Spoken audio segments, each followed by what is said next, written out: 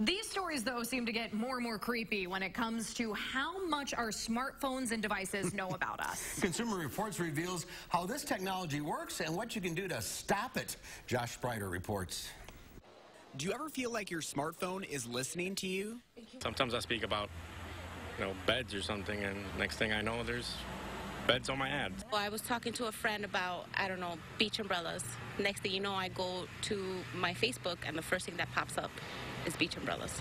I think it's a little creepy. Yes, absolutely. While it might not seem like your phone is always listening, Consumer Reports says that's probably not what's happening. This is something that researchers have looked at a lot. And despite all those weird feelings, they've yet to find any evidence that phones and the apps on them are actually recording or listening to your conversations. So what is going on? CR says your phone has much more efficient ways to figure out what you're talking about and what you're interested in without ever recording a conversation. Researchers have found that apps on phones will do things like take screenshots or use your GPS to track where you're going or even collect video of what you're doing on your phone. And all of this can be used to create targeted ads. So how do you explain having a conversation about something and then seeing an ad for it on your phone? Chances are you probably did a Google search for those shoes, or maybe you mapped out directions to a shoe store. The amount of our data companies have is staggering, but Consumer Reports says one way to limit the access they have,